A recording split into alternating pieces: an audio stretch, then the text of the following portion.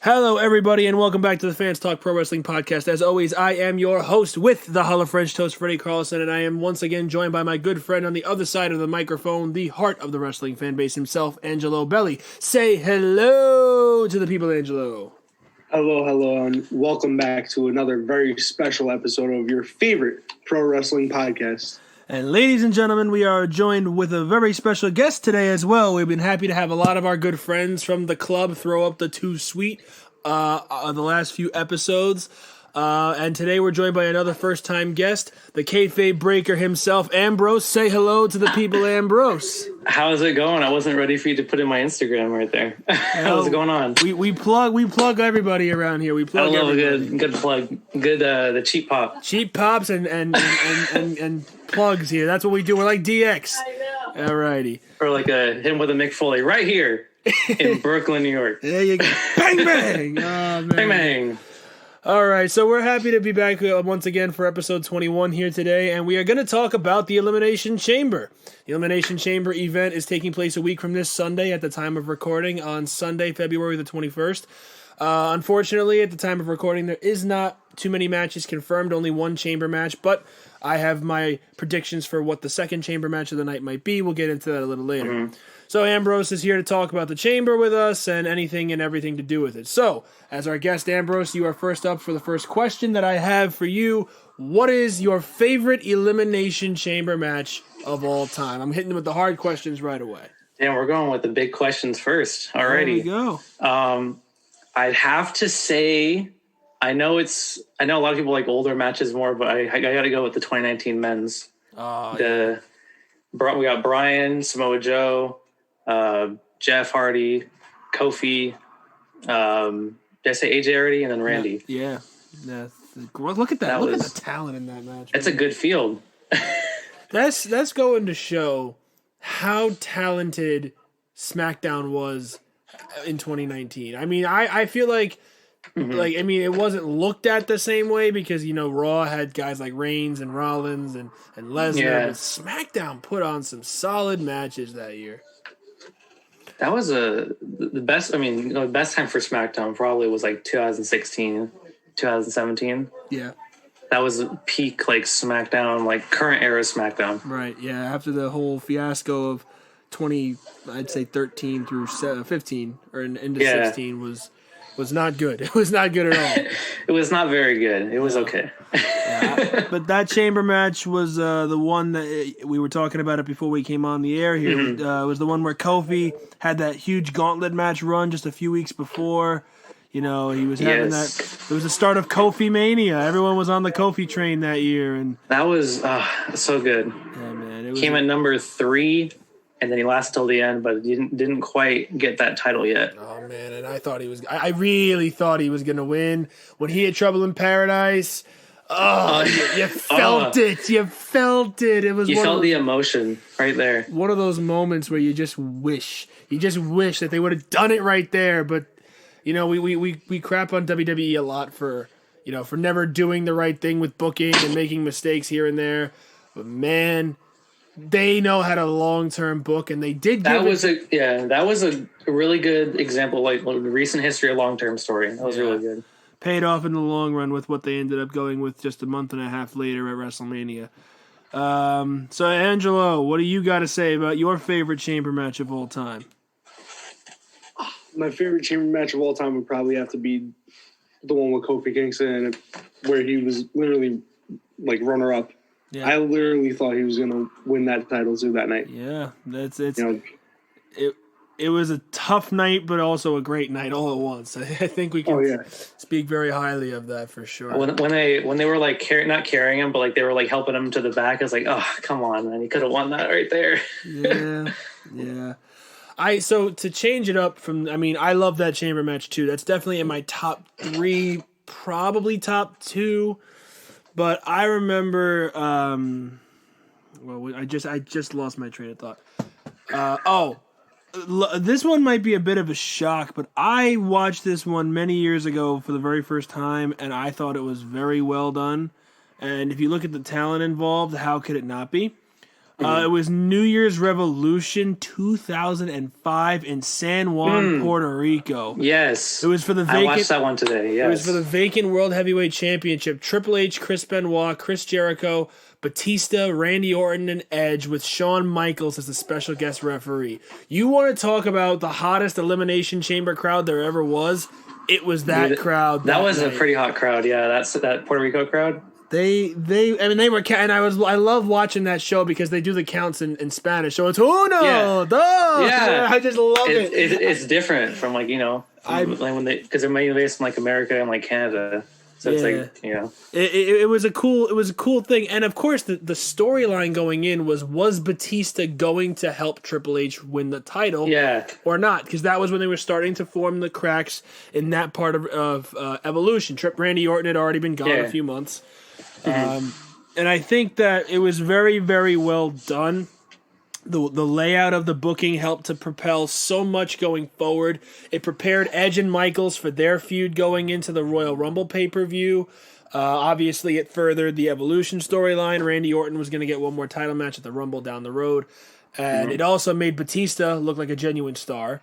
And Chris Jericho and Chris Benoit were there doing what they do best, and that's selling the crap out of all the bigger guys and also looking fantastic while doing it. So, to me, that was one of the early examples of a great chamber match. I think that it's very hard to replicate. I think that was the second chamber, wasn't it? The second ever? No, it was the third because there was that SummerSlam 2003 mess. And that's right, SummerSlam 2003. I forgot about that. Let's talk about that one while we're here. That one probably goes down as one of the weakest Elimination Chamber matches of all time, and there's no fault of the people involved. Well, no fault to some of the people involved. Some of them. Triple H was injured, so he gets a pass. He had a groin issue, so he couldn't really do anything. Randy Orton was very young, and he was still green in the ring. Shawn Michaels and Chris Jericho, try as they may, could only do so much. But you can only do so much when so much is going wrong. Yeah, when you got guys like Kevin Nash and Goldberg in there, and Kevin Nash peak quad tear time of his career. God, that was just a tough time to be watching. It was. I honestly, I only think I've watched that match one time probably, but that was how bad it was. I'm a person who, if a match is bad, I just can't watch it again, and that is on that list for me. I cannot watch that match again. You couldn't force me to watch it. What were your guys? Have either of you seen the 03 Chamber? Ambrose, I think you have, based on the way you're responding. I did not see it. Oh, wow. I did not. I skipped over that one because I remember it being bad. Yeah, Angelo, have you seen it? I have not yet experienced the horrible chamber match yet.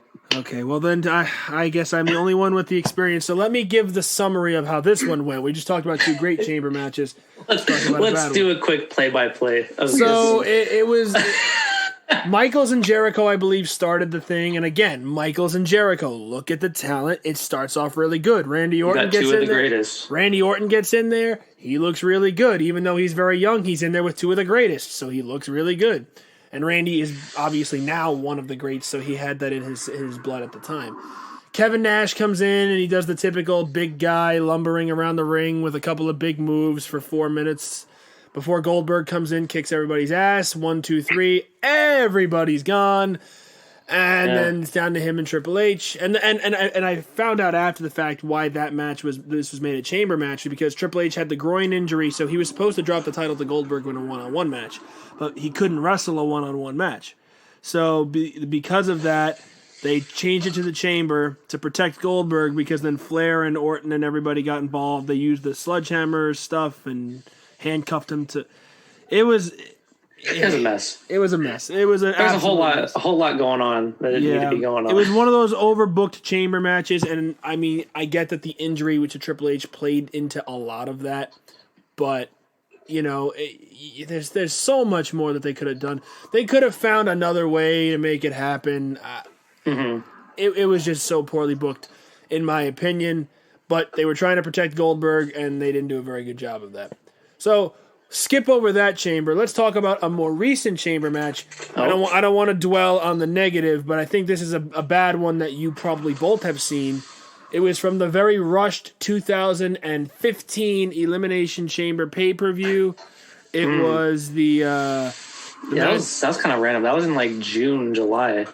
Yeah, I believe it was because they had originally removed it from the lineup, but there was fan backlash or something, so they like rushed it into the card between Money in the Bank and I believe it was Payback or Extreme Rules or something.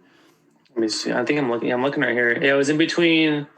It was before Money in the Bank. Yes. Yeah, in between Payback and Money in the Bank. So we're going to talk, and the match that I am referencing that was just awful was the Elimination Chamber match for the vacant Intercontinental Championship. And yes. Let's talk about that. Oh, God. If you thought talking about Goldberg was bad, we're going to talk about his younger twin brother, Ryback. Oh, Ryback, the offspring of Goldberg and RVD. Yeah, but Ryback. Without RVD's talent. Yeah. So it was Ryback, Dolph Ziggler, Mark Henry, Sheamus, R-Truth, and King Barrett, not Wade Barrett. King of the Ring Barrett. That's the man right there. Man, that I only watched, again, one of those matches I watched one time. Right. I don't even remember. I know Ryback won, but what the hell happened in this match? Does either of you guys remember? I constantly forget Ryback had an Intercontinental title reign. And it was a long one too. It was like 5 months long. Yeah, I didn't realize that this pay-per-view was in May. I thought it was in like July. It was in May, and he dropped it, I believe, in September to Kevin Owens. Yes. Yeah, that was Clash of Champions, 2015. Night of Champions. It was still Night of Champions. Night of Champions. That's right, Night of Champions. Yeah, that was the last year it was known as Night of Champions before the brand split brought back Clash of Champions. That's right. That card had some other matches though, some good other matches, but you know, the tag chamber wasn't bad. That was the very first tag chamber, and I will give it this. It was very well put together. I just think that the tag division. Look at the tag division at the time. It was the Ascension, who had been buried beyond belief. It was. We can get into the Ascension. The New Day, who, mind you, were in that really weird heel period before they. All three of them were in the chamber, weren't they? It was all three. Yeah, and I don't understand why. I really don't. It doesn't make sense. Like, it's a tag team chamber. Why are all three of them in there? Right. Rule? Freebird rule, but they never. Hold on, listen to some. They didn't go into that Hell in a Cell match 3v2 against the Usos. I get there's no disqualifications, but yeah. Okay, I mean, one of them could have came in the chamber, right? Yeah, been, officially in the chamber. Yeah, if you're a heel, I mean, that's usually what you do. So and we're only 2 teams in. Oh my gosh. The Lucha Dragons, all right, Sin Cara, Botchamania fan right there. Primetime. The face of Botchamania. Face of Botchamania. Broke his finger and couldn't continue the match, yet there's guys who tear their quads. We have Cesaro, who gets his teeth shoved in his gums. And wrestles for 15 more minutes. I got to see that live. That's right. That was at the That was Staples in Center. LA, in Staples Center. I got to see that happen live. That's awesome, man. That's really awesome. That one in Reigns versus Cena. It was a good Oh, good show. You saw Reigns versus Cena live? It was crazy. I mean, that was one of those matches that I wish I could have saw live. I didn't think it was like we had gotten tickets, and I was like, okay, it'll be fun. Fun. Pay-per-views are always fun to go. Yeah, right. Exactly. Even if they're bad, they're usually fun. Yeah. And then they're like, all right, we're gonna do this match. I'm like, okay. And they're like, okay, we're gonna do Lesnar and Strowman. I'm like, oh, sick. And like, all right, we're gonna do Reigns versus Cena. I'm like, oh, all right. We got a card. You're racking up the points here, WWE. And that was fresh off of one of the best SummerSlams ever, by the way. The one that I went to. You went to that one, right? I was at SummerSlam. Angelo was unfortunately not with me, but I was at that SummerSlam, and that was the night I was Ambrose. I was telling you the story about Junior's cheesecake. That was that night, and we were. I remember vividly, and this is getting a little off topic, but my friend Alaric, one of my best friends, he was his first live wrestling show ever, and I think to this day the only one he's been to. And so we were sitting there, very top row in the stands. It was the best seats in the house because you could stand up the whole show with the wall behind your back, and nobody was going to complain. And it was awesome. So the whole main event, we were on our feet, and that was Lesnar, Strowman, Joe, and Reigns. Yeah, that was that. insane fatal 4-way. That was one of my favorite matches that year. It was such a great crowd to be a part of. I got so hyped just watching it, man. Like, we were so hyped. And when Braun Strowman's music hit and that hit, Alaric was sitting next to me. I swear to God, he jumped out of his shoes. It was the funniest thing ever. Because he didn't know Braun's music. He's a casual wrestling fan. He knows the big guys like Lesnar, Roman. He didn't know what Braun Strowman's music was, especially in 2017. So Braun comes out and he's like, whoa, this guy is awesome. And then 5 minutes later, he's throwing Brock Lesnar around like a toy, and I'm just like, this is why we love wrestling. This is Mr. Strowman right here. This is Braun Strowman. He's a future Brock world Lesnar champion. around. Okay, so we got off topic there. Let's go back to the chamber. Right, so we were talking about the tag team chamber match. Yes. New Day, Ascension, Lucha Dragons, primetime players. All right, whatever. They were funny at times. They were fun. Los Matadores. Oh, God. And the only other salvageable team in the match, Tyson Kidd and Cesaro. I miss that team, man. I miss Tyson Kidd a lot. Tyson's injury, man, that sucks. Got that neck injury like a month later, forced him into early retirement. That move with the Cesaro swing and he does the drop kick, that was amazing. So sick. Always looked painful as hell when you were getting swung around like a rag doll, and then you get kicked in the side of the face for good measure. I think it was JBL always said it. It's not the swinging; it's the sudden stop at the end. Oh yeah, JBL may not have been the best, but he had some pearls of wisdom on commentary. JBL had his ball games, but he also had ball game. Ball game. That was annoying. Every single match. That's the equivalent of nowadays with Michael Cole every single Friday. It's boss time. I want to off myself, but anyway. Oh my God. So that chamber match was okay for the first ever tag team chamber match. I think last year's SmackDown tag team title one definitely did eclipse that. Yeah, that was definitely better than that one. It was a fun match. Yeah, that one was like the New Day, Miz and Morrison, Heavy Machinery. Ziggler and Rude, Lucha House Party, and then did we say New Day already? Yeah, and then who's the sixth team? Oh goodness, I gotta find it. Yeah, I think it might have been the Usos. Oh yeah, it was the Usos. It was Chamber. Yeah, at least I assumed you said Usos already. Yeah, it came down to the Usos and Miz and Morrison. Yeah, no, that was a much better chamber. I think there was also a lot more storyline behind it. I thought Ziggler and Rude should have won that. The Dirty Dogs, as they're now known. And they fight Heavy Machinery at Mania. That's what I thought was gonna happen. I know, but instead we got Otis versus Ziggler, and Sonya Deville did the whole thing, and it was a weird time, and then the pandemic started. They really broke up a tag team to put Mandy Rose in another tag team. Right, and of course the tag team was very good, and no offense to Dana Brooke, but the character right now, they're just like stale. They come out to their generic music and their generic graphics, and they both do the generic flex taunt. 2 years ago, Mandy was a future women's champion, and now the Golden Goddess was great. It was good. It was a good gimmick. Even when she turned face and sided with Otis, she still could have been a women's champion. Yeah, that would have been great. But she kind of disappears from TV, and then has that whole thing with Sonya, and then goes to Raw for no reason, and then gets a new tag team teams with, for no with reason. Dana, and then kind of doesn't appear on Raw for weeks. Oh, now she's fighting with Shayna and Nia, and then that tag team, Jesus. God. Angelo, don't say what I know you want to say. Angelo, what is he gonna say? Say it. And Angelo, you dare?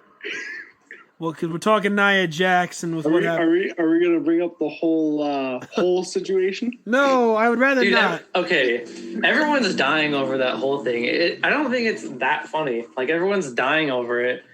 I just thought it was. Think about it. She said 3 things in that, and the third one really got me laughing because I'm like, oh shit, it's another Triple H. Yeah. She said, "My butt, my hole, my quad." Oh, my quad. I didn't hear that last one. You know what? I didn't catch it until I think it was after Lana pushed her into the table. She was like, my quad. I'm like, what the hell just happened? What's going on here? Yeah. This is the weirdest tables match I've ever seen. I don't want to say I hate tables matches, but The stipulation has just been so devalued over the years. Okay, I'm gonna come at you with an unpopular opinion. What's that? Do you remember the Big Show Cody Rhodes Extreme Rules match? Or not the Extreme Rules, the tables match? I thought that was a smart finish. I honestly thought that was kind of a smart finish. Oh yeah, it's an unpopular opinion for sure. The foot when he goes on the apron. If you haven't seen it, Big Show comes on the apron, and there's a table behind him. Cody Rhodes kicks his foot out, so his foot goes through the table. I thought that was kind of smart. That's like when Kalisto beat Braun Strowman in a dumpster match by a technicality. Yeah. I mean, come on, man. Fun fact, Kalisto owns a victory over Braun Strowman. Fun fact, Braun Strowman was once tag team champions with a 10-year-old. Oh, I mean, God, come on. I remember watching that. Braun's career, we were talking about how we said to my friend, yeah, this is Braun Strowman. Well, yeah, this is Braun Strowman. He's lost to Kalisto and won a title with a 10-year-old as his partner. And then beat an old 50-something-year-old man at WrestleMania as a fill-in. What do you want me to do, you know? Now he dresses like a construction worker.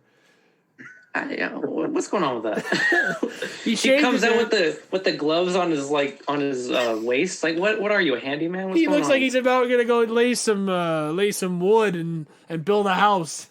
He looks like he's here to fix the pipes or something. What's right. He's the plumber, except he's ripped and 6'8" and 385 pounds.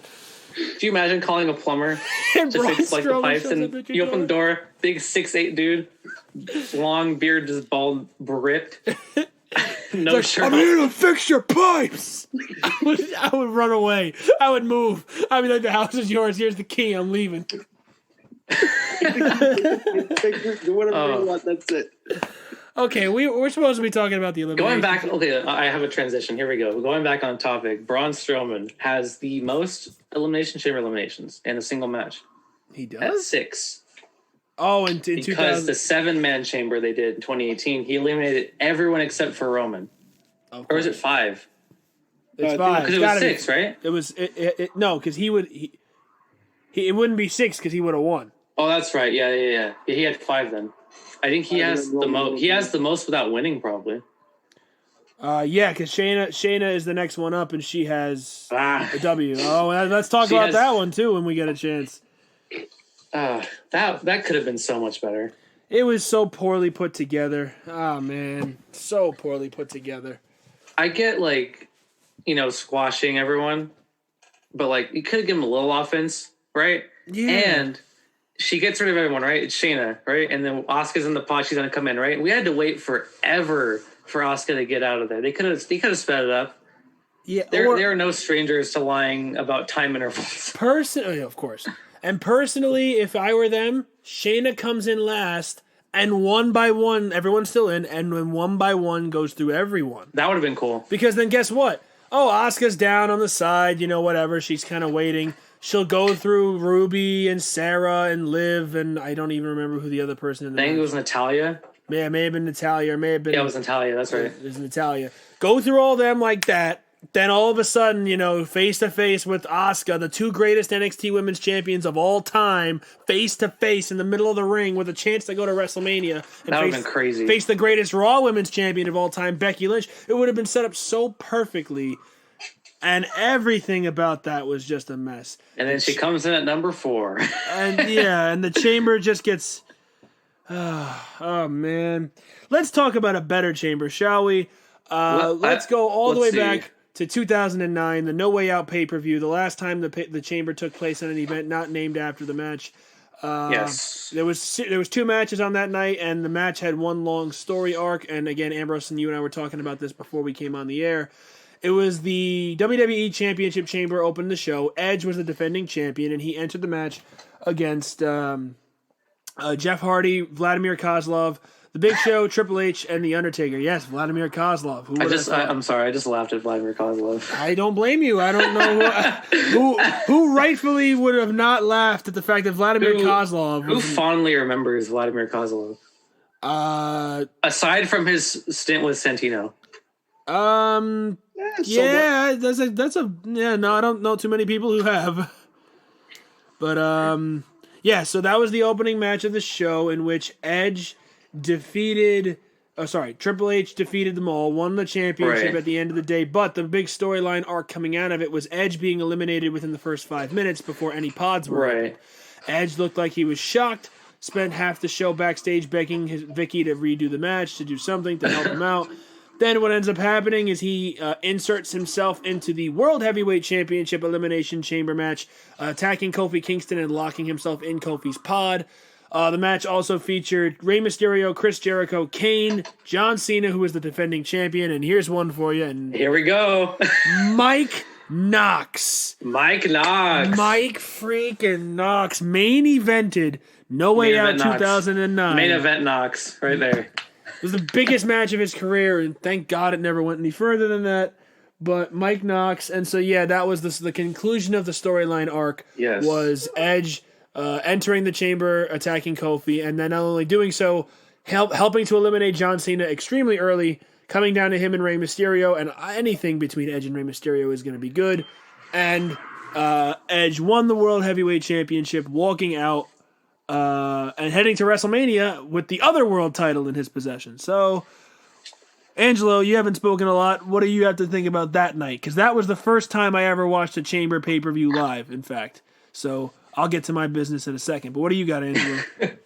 So, that whole thing with Edge, attacking Kofi and inserting himself into the match, I thought that was pretty cool. Especially, for me, it feels like Kofi kind of told his story in 2019 in that chamber. He was like, basically he got screwed 10 years ago, and now he's, back in this big match in his rightful place. Yeah. So I feel like that was something that came out of that. Unfortunately, years later. But another thing was that he was able to eliminate the current champion and eventually win the whole thing. Yeah, I thought that was pretty cool. To a better, I guess, WrestleMania match. That was I think that's probably my favorite part of the match when they triple. He has Edge up. He has Edge up for the AA. Jericho hits a code breaker on Cena. Ray hits the 619. Edge hits a spear, and he's out. Cena's out. Such a clean. And the look, not only was that cool, but the look on Edge's face, he looked like shocked that it happened. He was like, well, because Cena was the favorite, and before Edge entered the match, I don't think anybody predicted anyone but Cena winning. Okay, Ray or Kane might have a chance, but no, it was or Jericho. Well, certainly it was going to be Mike Knox. We all know. Yeah, Mike Knox was winning but then Edge had to mess everything up. Yeah, right. Edge had to come in there and eliminate, everybody. I personally, for me, I think that the whole storyline arc was great, and no one talks a lot about that the first Chamber match. Where Edge lost the title, the shock value was not the only good part of that match. In my opinion, that final three, what a weird but awesome combination. Jeff Hardy, The Undertaker, and Triple H were the final three in that Chamber match. The three baby faces of the match were the final three. Speaking of not a weird final three, but I was watching the one. What was the one before WrestleMania 27? Which one was that? Was that 2011? I was watching the one where it came down to Cena, Punk, and Morrison. I thought that was kind of a little weird final three. I would love to see Morrison. Is that where Morrison was climbing to literally the center of the dome? He goes on the top and falls on Sheamus. Yep. Oh, that was a great one. The only reason why I didn't like that one was because they did that shtick with Randy and Punk.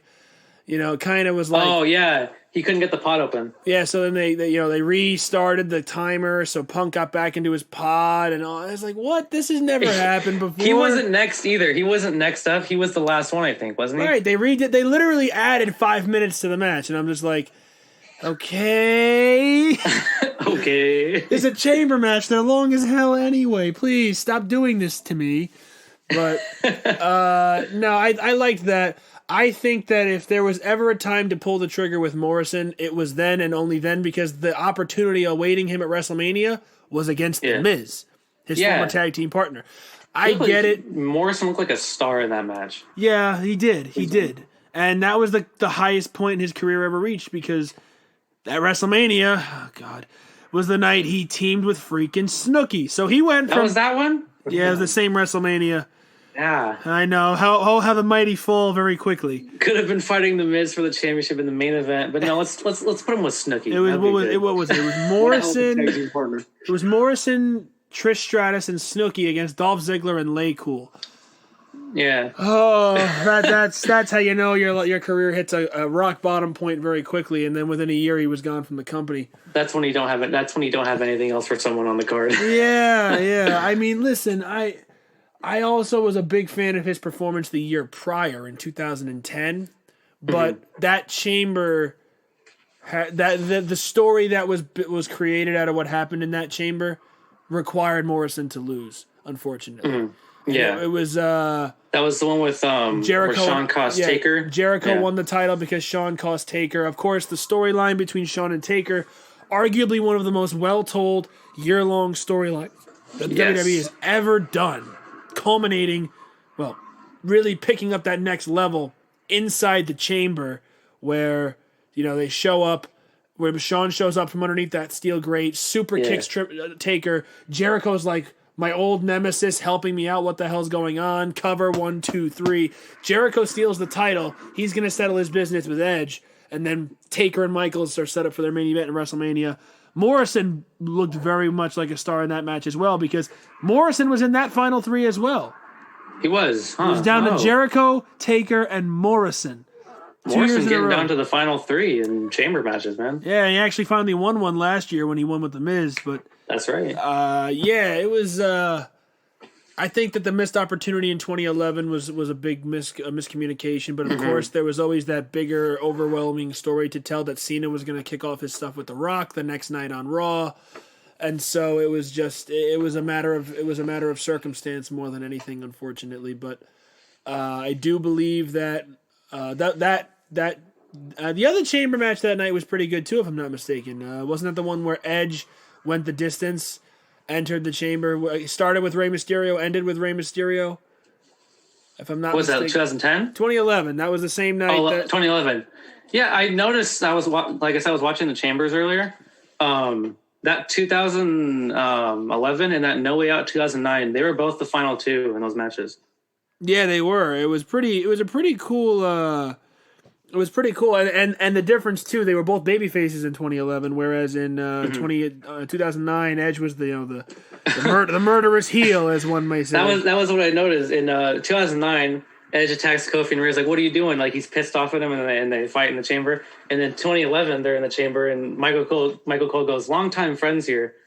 And I was like, well, technically, if you're going way back to 2002, longtime friends, but they've had a lot of issues since then where they fought over world championships. I was going to say, they were just beating the hell out of each other in the chamber like 2 years ago. And then, so that chamber match also featured Kane, Big Show, Wade Barrett, and the last hurrah in the initial career run of Drew McIntyre. That's right. McIntyre was back down to the Superstars show a couple of weeks later and subsequently became a 3-man band member and released from his contract. We all know the story of Drew's return and rise to stardom. I thought it was a pretty good match. It was always going to be Edge or Mysterio. I didn't think anybody else was really going to do it. Kane's 2010 heel run had completely cooled off to the point where no one even really remembered it by that point. Yeah. And Big Show was probably turning face and heel 3 different times in the match. So, let's go and look at another chamber match that has a similar story to Kofi Kingston's. I hope you guys know where I'm going with this one. It was 2012, the World Heavyweight Championship Elimination Chamber match. I've been waiting to talk about this one. And let's talk about Santino Marella. When you asked me to be on the pod, I was like, okay, we're talking about Elimination Chamber. I was like, what are we talking about? You're like, Elimination Chamber. I was like, all right, so I have to bring up Santino. We have to talk about it. So let it be known, in 2012, Santino Marella was almost World Heavyweight Champion. He was a millisecond away from being a world champion. Hit him with the pop was insane. Hit him with the Cobra. 1, 2, kick out. Oh, he felt the air like. And then he nearly got out of the no lock, and everyone wanted him to get out of the no lock so bad. Oh man!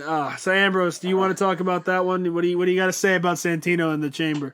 That's I was just waiting to bring up that Santino was almost a world champion. He was so close. Oh, could you imagine Could you imagine Santino Marella with the big gold belt on his shoulder? Not only that, on the road to WrestleMania. Exactly. Could you imagine him walking into WrestleMania as the World Heavyweight Champion? Face Sheamus. Yeah, I mean, that was Sheamus' year. Yeah. That was the year. Because Sheamus came down after the Chamber and got into Daniel Bryan's face.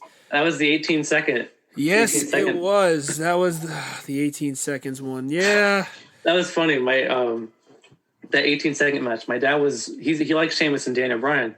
He was like, all right, it'd be so cool. Sheamus and Daniel Bryan, they're gonna have a match at WrestleMania. It'd be so cool. Kiss AJ, hits the bro kick. It was like, what just happened? I wanted to see this. Yeah. Unfortunately, that'd do it. But that Chamber match was featuring. Yeah, it also featured Wade Barrett, Cody Rhodes, The Big Show, and everyone's favorite Punjabi playboy, the great Khali. So yeah, that was boy. That. The other Chamber match that night was of nothing of importance. It was the CM Punk retention. It was more to set up Jericho versus Punk for WrestleMania. Right. Kofi Kingston, Dolph Ziggler, R-Truth, and The Miz were also in the match. So yeah, and then the Chamber, that's kind of where it started going downhill because 2013 we got the number one contenders match for the what was it, the World Heavyweight? Yes, the World Heavyweight title, yeah. Yeah, it was Mr. Swagger. Jack Swagger taking it over Randy Orton, Chris Jericho, Daniel Bryan, Kane, and Mark Henry. A very shocking decision, in my opinion. He got the roll up on Randy and won the whole thing. Yeah, that was crazy. It was an interesting mix of superstars because at that point, I really didn't see Swagger getting the win. He hadn't done anything for, well, let's be honest, 3 years since his last world title reign. But he had just come back as the Real American gimmick with Zeb Coulter as his manager. Yes, and honestly, I could have seen Daniel Bryan or Randy Orton getting it. But that WrestleMania, that was leading up to, I believe, WrestleMania 29, if I'm not mistaken. Yeah, that was the one where Del Rio was World Heavyweight Champion. Yeah, Del Rio. Let's not talk about Del Rio. Let's not talk about Alberto Del Rio. Don't let me get into a rant about Alberto Del Rio. I think we can all go on. We will be here all night. Three of us have in common. I could talk for hours about how much I don't like Alberto Del Rio. I think we can all talk about how much we don't like Alberto Del Rio. He almost was eliminated by Santino in the Rumble. Oh yeah, that's right. Because he was never eliminated. That's right. The 40-man Rumble. That was too many. That would have been something else too. I wish they would do a 40-man Rumble again. That'd be fun. They did the 50-man. They did the 50-man Greatest Royal Rumble. Did you not enjoy that? Where you had Dan Matha and that was Dan Matha. And then they have did they have some like a sumo guy? He looked like Yokozuna. Yokozuna's dead, so they that guy. Holy shit. All right, let's look at another good Chamber match because I'm loving talking about this. 2014. Oh, I love 2014's Chamber match. It was the All-Stars Elimination Chamber match. Randy Orton, Daniel Bryan, John Cena, Cesaro, Christian, and Sheamus. What a feel. That's a solid feel right there. And Cesaro pinned, and I believe, if I'm not mistaken, I saw the video this morning. It was 7 years ago today, the day of recording, that Cesaro pinned Randy Orton on SmackDown clean just a couple weeks before that show. I was looking at that. I was looking at some of the older their lists of best matches of the year, and I saw Cesaro versus Randy Orton up to a SmackDown. I was like, oh, that's cool. Yeah. And I looked at the result. It said Cesaro defeat Randy Orton. I was like, oh, that's intriguing. I might have to watch this now. Yeah, it was. I mean, it was SmackDown in 2014. So let's be honest, it wasn't a great show. But to have Cesaro, who at that point had been a tag team wrestler for the better part of a year with Jack Swagger, pin the WWE World Heavyweight Champion in the main event of a show. Talk about a rocket ship we thought was to the moon, but instead it was pitter patter out in the early reaches of space. But it was a great match. I believe that Cesaro came down to the Final Four, and the sentimental favorite, it was Daniel Bryan. I'm looking at it right now. Cesaro was in the Final Four with Cena, Bryan, and Orton. Yeah, so I remember Christian and Sheamus. Sheamus was the first out because Christian did a big frog splash off of a pod. Then Christian got hurt because he did that, so he got eliminated. And then it came down. Yeah, Daniel Bryan pinned him. Yeah, and then Cena got eliminated because of the Wyatts, and then they had the whole shtick where Kane got in the chamber and chokeslammed Bryan, and it came down to Bryan and Orton, and then Randy got him. And they were setting up everyone's favorite WrestleMania main event: Randy Orton versus Batista. That's the one. That's what everyone wants to see, not Daniel Bryan, not that guy. No, who wants to see Daniel Bryan when you could see Batista? You could see an Evolution match. Yeah. And let's throw Triple H in there. Yeah, right. Oh, God. The fact that it could have been if Triple H had beaten Daniel Bryan, I'm like, you really just make it want to. If they had put Triple H in there, they should have brought Ric Flair out of retirement and put him in there, making a fatal 4-way. Good old fashioned fatal 4-way. Make Rick the guest referee, so the entire match. There you go. No one cares about the match. They all care about the the styling and profiling, the strut. He'll do a face plant onto the mat.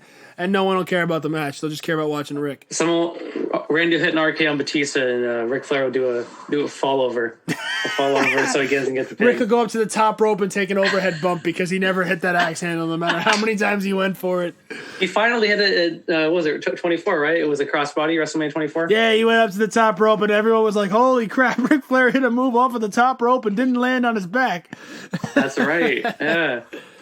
Man, Angelo... 2014 Chamber. I remember watching this one, and I was extremely hyped. Do you have any memories of watching that for the first time? So 2014. Yeah, 2014. Yeah, 2014. 2014, Angelo, you all right there? Doing all right. We were talking so much he fell asleep. So really, like, I don't know, like that match I didn't really remember much. The only thing I really remember was that big spot from Christian doing the frog splash, and then getting eliminated by Daniel Bryan. That was like all I remember from that match. Otherwise, I couldn't tell you a whole like. Listen, it was not one of the best ones ever. I mean, the overbooked finish really does devalue it a little bit, but right.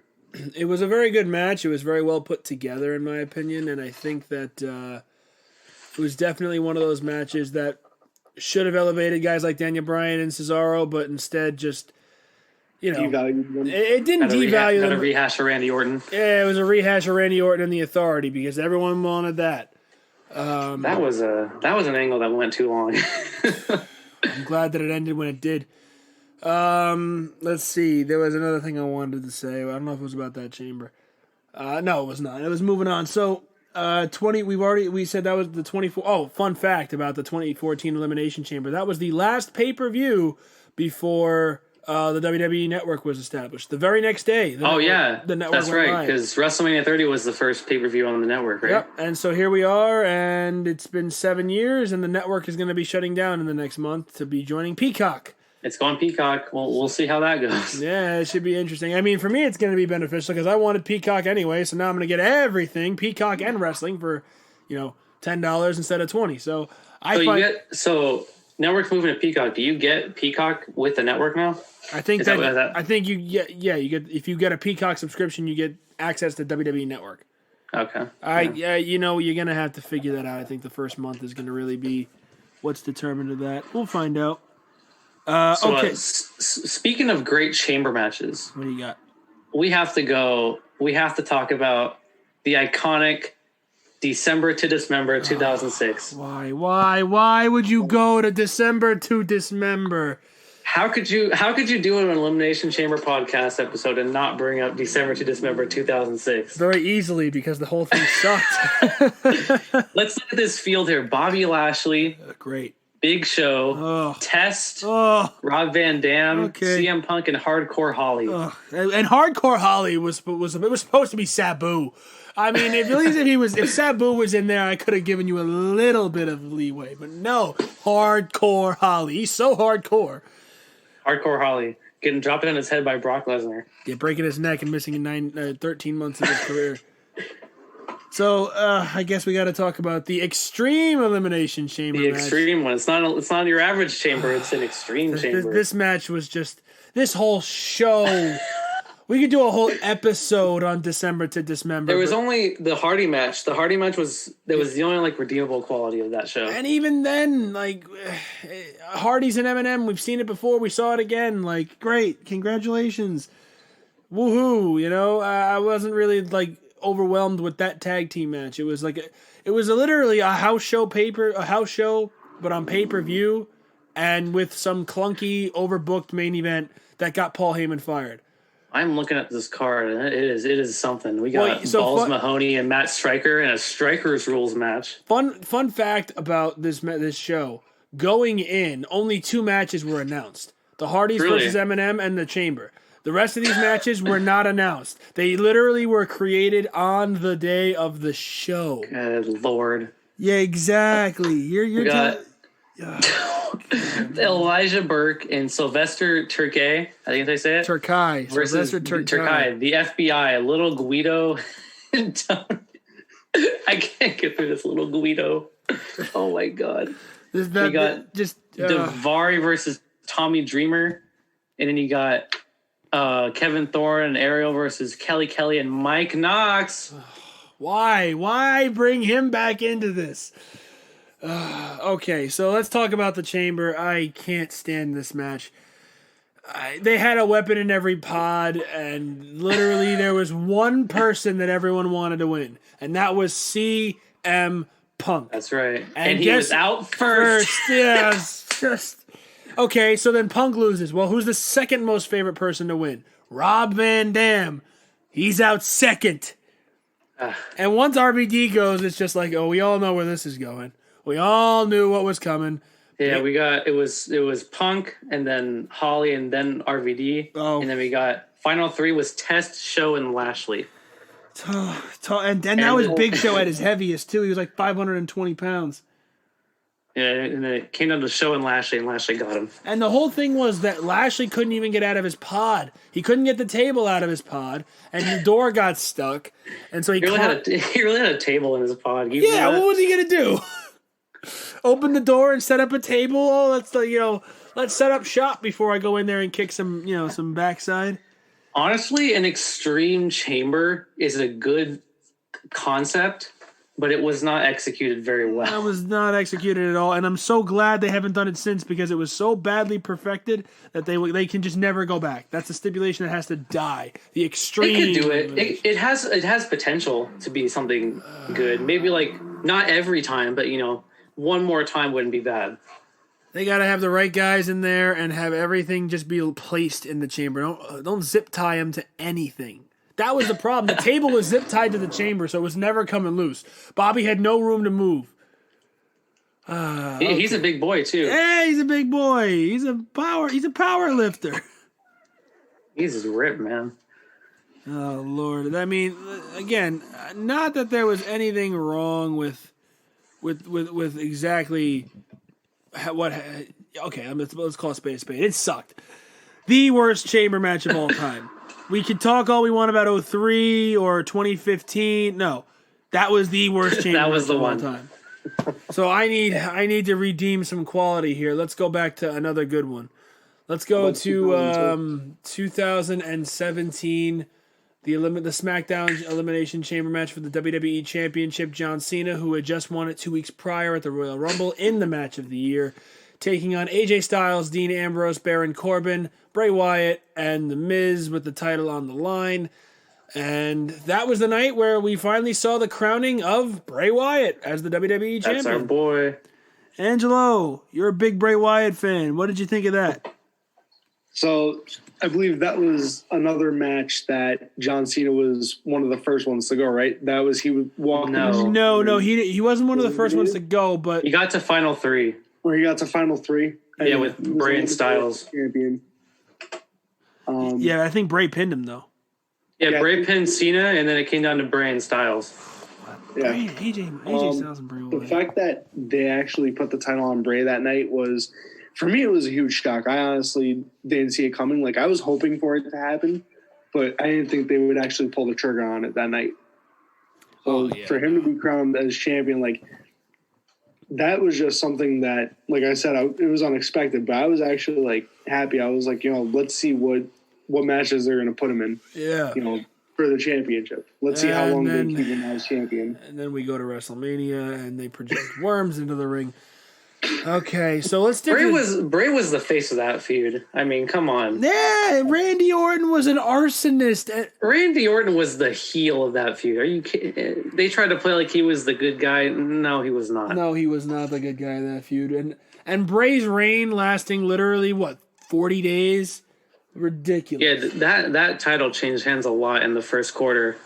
Yeah, it went from Styles to Cena, Cena to Wyatt, Wyatt to Orton, Orton to Jinder Mahal. Hard body Mahal. Well, that's our boy.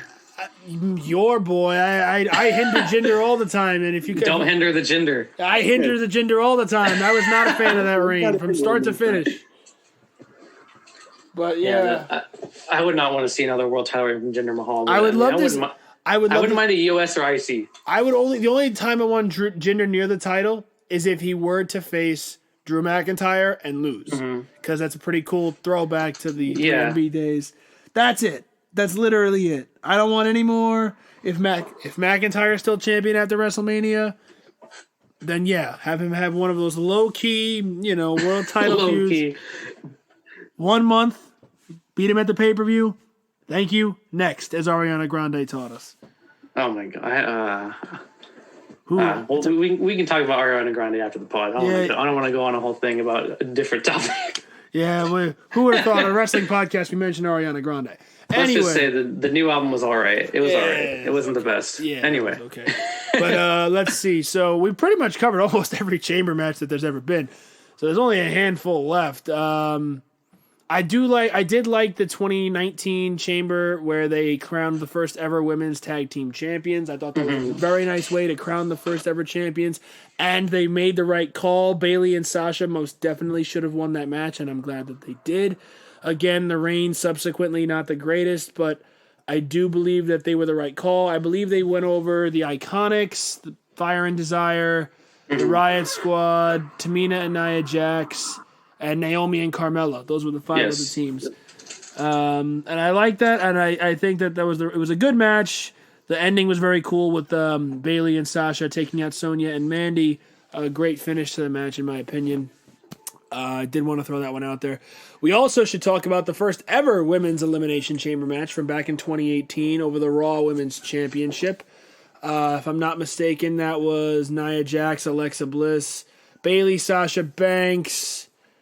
Gosh, I can't. Yeah, we got Bliss, we got Banks, Bayley, Mickey James, Sonya Deville, and Mandy Rose. Oh, I had Nia Jax in there. Okay, so Sonya and Mandy were in there. Interesting. Oh, that was back when they were still Absolution with Paige. Yeah, I remember. Wow, God, that's a throwback. I miss Paige a lot. Oh, so do I. It's my favorite. That's a fun fact. It's my favorite women's wrestler, Paige, ever. I miss her. I miss her too. She was so good. Not only was she a fantastic wrestler, but after that, she was a great general manager. Yeah. I thought she was great as GM. And they took her out because of the whole fact that Raw sucked, so that SmackDown had to suffer. Because they took out authority figures, and it just was just like, why? What are we doing? What? Why? What is this?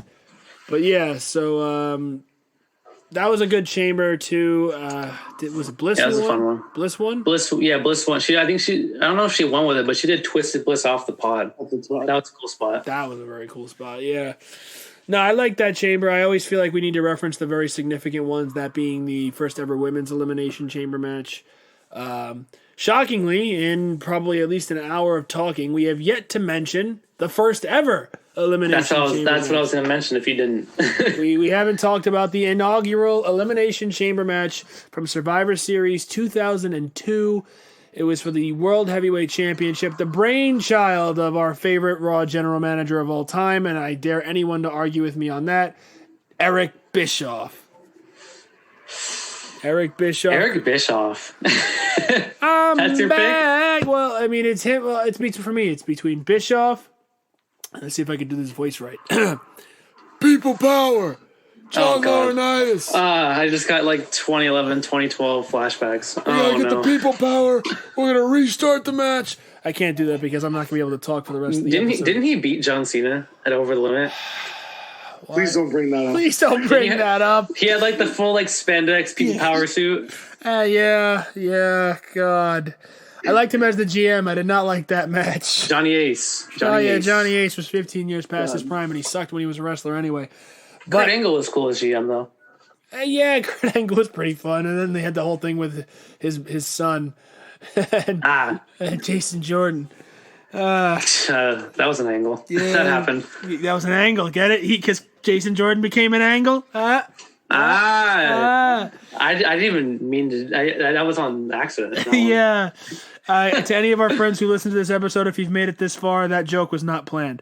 So anyway, the first ever Elimination Chamber match, I'm exhausted, was Triple H defending the title against Rob Van Dam, Booker T, Kane, Chris Jericho, and Shawn Michaels. Survivor Series 2002 at Madison Square Garden. Angelo, fun fact about this, our good buddy Mark was actually at this show. He was 7 years old. And he was at this show. I remember having a conversation with him as well. So, Mark, if you or your dad, Hank, happen to be listening, shout out to you guys. But, what's it called? Yeah. That was the night where Triple H almost had his throat crushed by RVD's knee, and yet he still went another 40 minutes in the match or so, if I'm not mistaken. It was. Oh, no, he didn't start. I thought he started. No, yeah. He did. It was him and RVD who started. Yeah, no, I thought Triple H started for a second, but that was Booker T. No, I thought Triple H started the match. It was no, Triple H started, yeah. Yeah, that's right. I was looking at the elimination order instead of the entrance order. I see. Yeah, so it was Triple H and RVD that started the match. I see, yeah. So it was a good match. I mean, obviously, no one really knew what to expect coming in. I've never seen anything like this before, right? But and obviously, introducing this awesome concept was was great, and I'm glad that at first they didn't overuse it. At first it was like, all right, once in 2002, once in 2003, you didn't see it again until 2005. It was very well used. So I think that it was a very well put together match. Everyone had their chance to shine, and I think the booking decision was the right one as well with Shawn Michaels. After 4 years of being in retirement, only his second match back, winning the world title from Triple H. That's right, yeah. He came in last and then beat him. Yeah, the only thing I can say is that I would have much rather that match had been to determine the first ever World Heavyweight Champion as opposed to Triple H being handed the title. Because Bischoff just gave him the title, didn't it? Yeah, he literally was like, "Oh, Brock Lesnar doesn't want to come to SmackDown, or to Raw. Here you go. So here you go." I'm like, 2 months later, you come up with this awesome concept. You can't have the title be defended for the first time in move the concept up. That would have been cool. Yeah, it would have been. I think it's only appropriate that Triple H starts because he was the defending champion. He was the one that created the match. True, and he was also the defending champion. Personally, I think the defending champion should start the freaking match. But I can stand on my soapbox and yell at a cloud all day. I'm not going to get anywhere with that one. I guess it keeps the whole random thing in place. So, by my calculations, we have talked about all the chamber matches except for 4 of them. So we figure you might as well just throw them out there while we got the chance. So let's go to 2018. It was the 7-man men's Elimination Chamber match, the biggest Elimination Chamber match of all time. That's right. And never mind. I was going to say the longest, but it's not the longest, I don't think. I would figure because the 3 men started, so there wasn't like any extra time there. But listen to the talent involved in this Elimination Chamber match. I mean, come on, you can't go wrong. Roman Reigns, Braun Strowman, The Miz, Seth Rollins, John Cena, Finn Balor, and Elias. Don't you dare discount Elias like that. He is an icon. He might be a music icon, but I am not saying that in 2018 he should have been competing for a world title match at WrestleMania. I just looked. It is in fact the longest chamber match at 40 minutes. And he that was also the one where they had the gauntlet a week before on Raw, and Seth Rollins went 1 hour and 5 minutes and beat Roman Reigns and John Cena in the same night. That's right. Back to back. Back to back. That's like Chris Jericho saying he beat Stone Cold and The Rock in the same night. Seth Rollins beat Roman Reigns and John Cena in the same night. Back to back. Jericho didn't do it back to back. No, he had a break in between. I think one match opened the show and one match closed the show. But yeah, it was a good match too. I like the concept of the triple threat start. In fact, the three men who started in the ring also faced in a triple threat match at WrestleMania. That's right. A few months later or whatever it was. The only thing I don't like was the booking decision, but who am I? I see this happening all the time. The booking decision was the part that I didn't like. Roman Reigns going over was the obvious decision.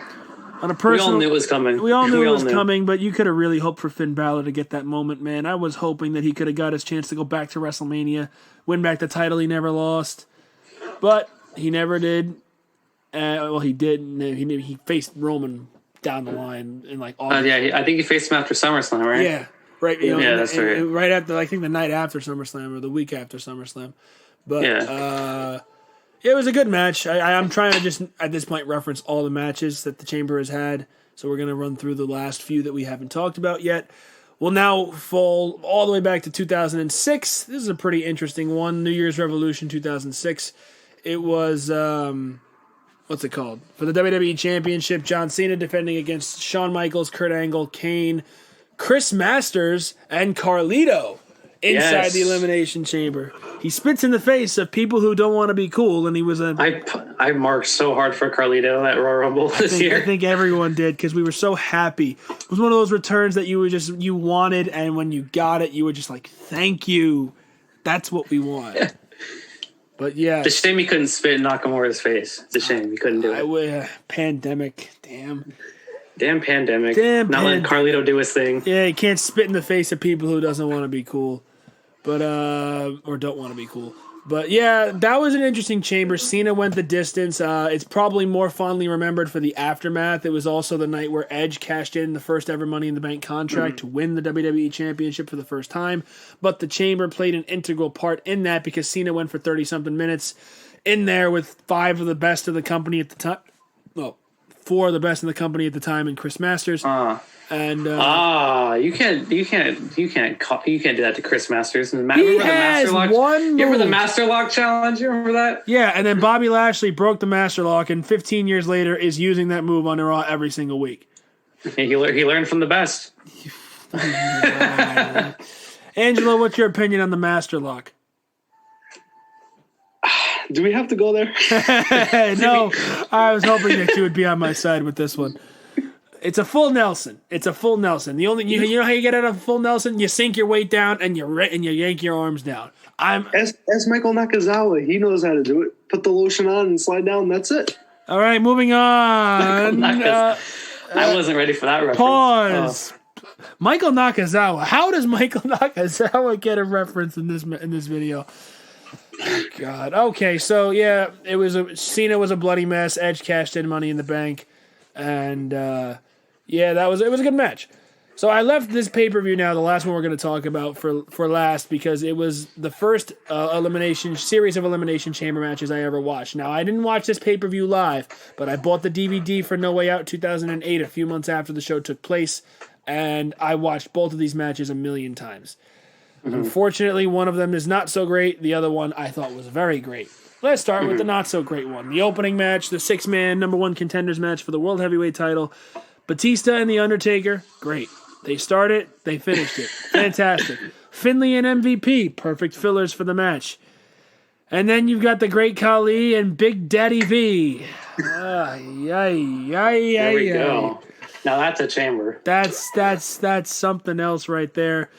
The only parts of the match that were enjoyable were the sequences at the end between Batista and Taker and MVP getting yeeted off the top of a pod by the Undertaker. I thought you were going to say everything with Khali and Viscera, Big Daddy V. Yeah, no. Khali got submitted in about 3 minutes, and Big Daddy V just plundered his way in one side of the ring. He got knocked down, got eliminated, and rolled right out the other side. Man, that guy. But anyway, so going on to the main event, and I personally think this is low-key one. It's up there, in my opinion. It's a pretty good one. It was the WWE Championship number one contenders match. It was 6 much more talented men, much more evenly keeled than Big Daddy V and Great Khali. This Chamber saw Umaga, Shawn Michaels, Chris Jericho, JBL, Triple H, and Jeff Hardy compete for the opportunity to go to WrestleMania and face Randy Orton for the WWE Championship. It ended up that was being WrestleMania 25, right? 24. 24. That was Cena won the Rumble and wanted his opportunity sooner, so we got Orton at No Way Out and lost via disqualification, so he still ended up in the Mania title match. But the winner of this match was supposed to face the Randy Orton at WrestleMania. Jericho and Michaels started. Let's be honest, Jericho and Michaels do what they do. They've done it before in the Chamber. They did it again here.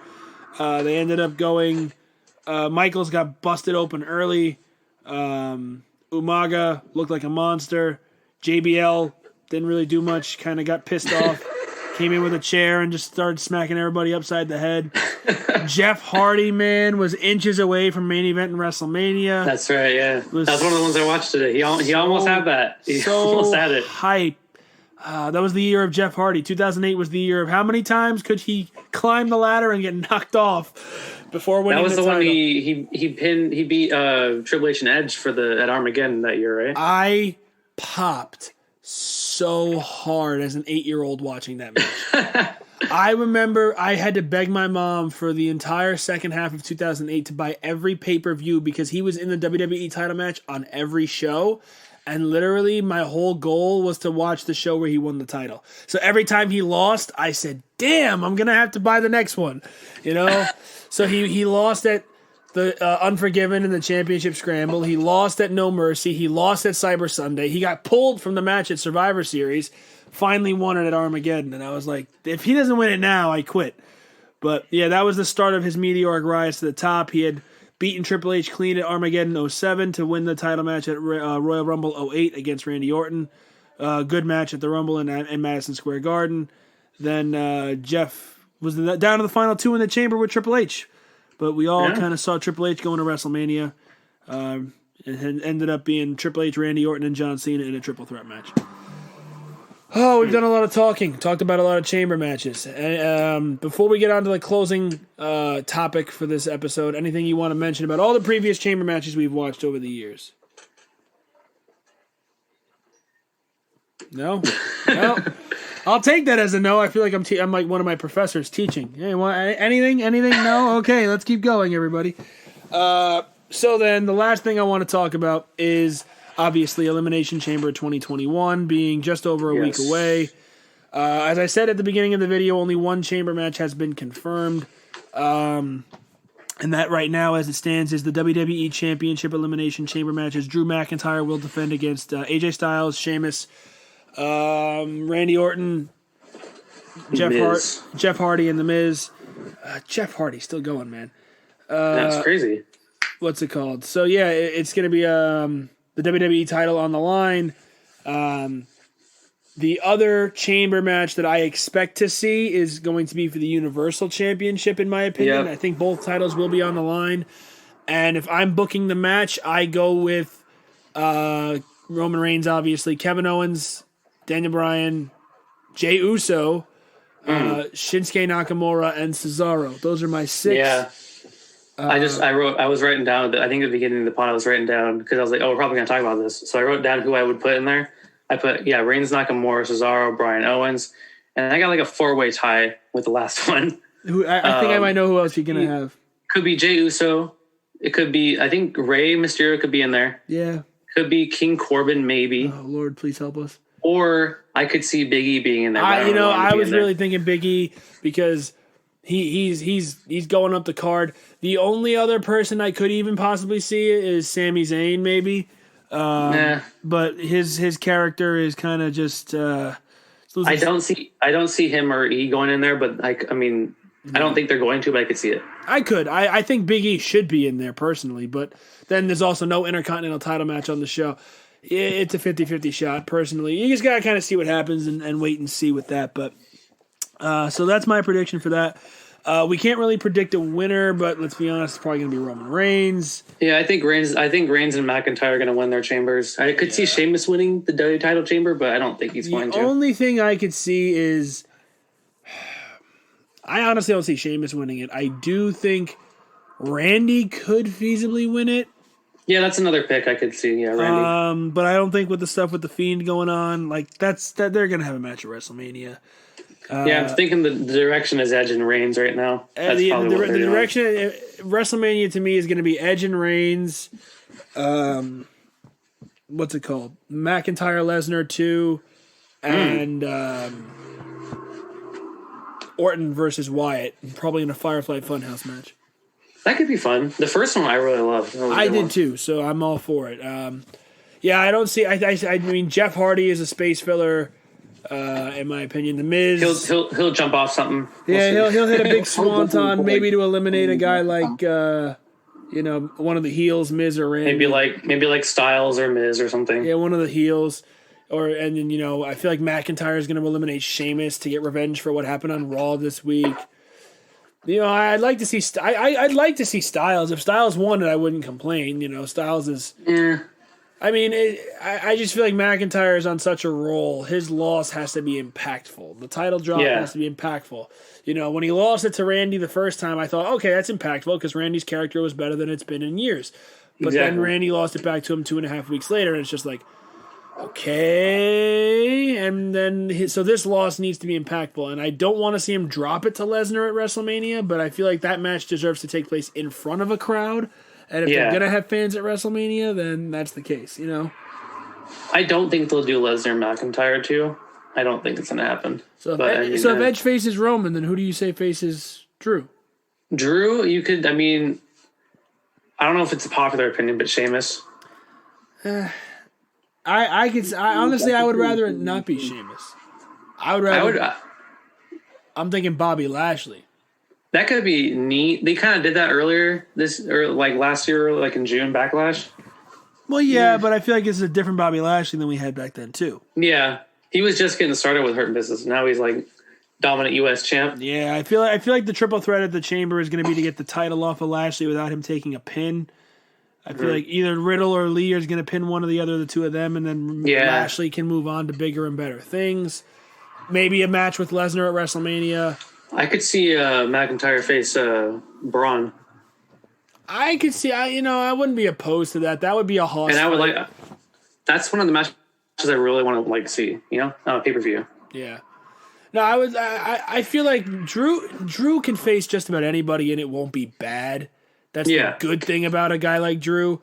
I feel like if he were to face Braun, AJ, Brock, Bobby, even Keith Lee, I'm not really opposed to any of those possibilities. If he loses the title, though, I just want it to be impactful. So a loss to a guy like Keith Lee is impactful, but I don't think they're going to do that. Yeah. I think that they'll probably go the route of a Bobby Lashley title win is huge for Bobby's character with the way it's been going. And I feel like that could be very big for Bobby. Just give me that Lashley-Lesnar match. Just give it to me, That's all I want. That's all I want. And this Lashley. Not my sister's Lashley. Not, I'm going to marry Lana Lashley and point to my ass Lashley. No, I want this Lashley. It's the good Lashley. This is the only Lashley that I ever want to see in a wrestling ring. Nothing of the rest of his career matters, in my opinion, except TNA. TNA Lashley was pretty good. That's good Lashley. But 2005, 6, 7 Lashley? No. 2006, 18, 19, early 2020 Lashley? No. 2021 Lashley. Late 2020, 2021 Lashley, that's the one. Yes, that's the one we need. It's the only way I can excuse it. All right. Well, we've talked a lot now, haven't we?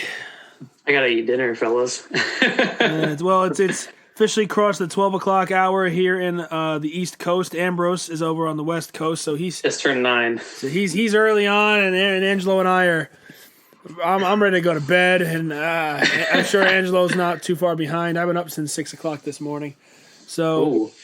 So you really had a long day. Yeah, school, work, the way that it is, but. Anything else that either of you guys want to add to the discussion about the Chamber before we wrap it up? I think we're good. I'm good. Angelo? I got something. What do you got, This is going to be probably crazy, but this is something, Freddie, that actually me and my brother were talking about. Oh, what do you got? And think about it. Miz is in the match, right? Oh, no, don't do it to me. It's guaranteed that he's going to lose. But he still has the Money in the Bank contract. After the match, whoever wins, whether it's Drew or whether it's someone like Styles, he cashes in on them right after that match. I can see that. This is the first one to go. I could see that. Yeah, that'd be good. Yeah, it's actually a real possibility. Unfortunately, now that I think about it, but then think about it this way too, is that you could set up for a different WrestleMania match, have Miz and have Morrison, and Morrison finally. All right, now that's the only way that I'm okay with it. That really is the only way that I'm okay with it. Because then you can have McIntyre and Lesnar face off. No titles, just, bragging rights. Lashley can face Keith Lee in the biggest hoss fight you'll ever see. And I'm all cool with that. Do they go that way? I don't know. If they do, does Morrison win the title? I hope so. I hate Hot Potato, but give him the title. Give him the title. I don't care. Hot Potato. Hot Potato isn't great, but I mean, in this case is okay. Transitional champions are a thing for a reason, and Miz is very much going to be that if that happens. That's all I got to say about that. And Miz's time is coming up because he has until May 20th or something like that to cash it in. Yeah, Mania is April 11th. So he's got to do it soon. He's got to do it in the next few months, and I know that they're gonna. And it's either going to be a crappy loss like it was at TLC, or he's got to win the title and have a quick loss to Morrison, John Morrison, not anybody else. Morrison. That's the man to do it. Alrighty, well, it's an interesting point, Angelo. We'll have to see. I do think that it's very feasible, and if it's going to happen, it might happen very well at the Chamber. So we'll see what happens. But that being said, we'd like to thank Ambrose for joining us on the podcast today. It was a wonderful episode to have you on. It was very fun. Thank you for having me. I appreciate it. Hello. We hope that you can be on again sometime. You're always welcome back to join us here on the Fans Talk Pro Wrestling podcast. So on behalf of Ambrose, and as always, my co-host Angelo, my name is Freddie Carlson, the host with the Hollow French Toast, and we will see you next time on the Fans Talk Pro Wrestling podcast, and we are always here to remind you to never be afraid to be a fan. Thank you, and so long, everybody.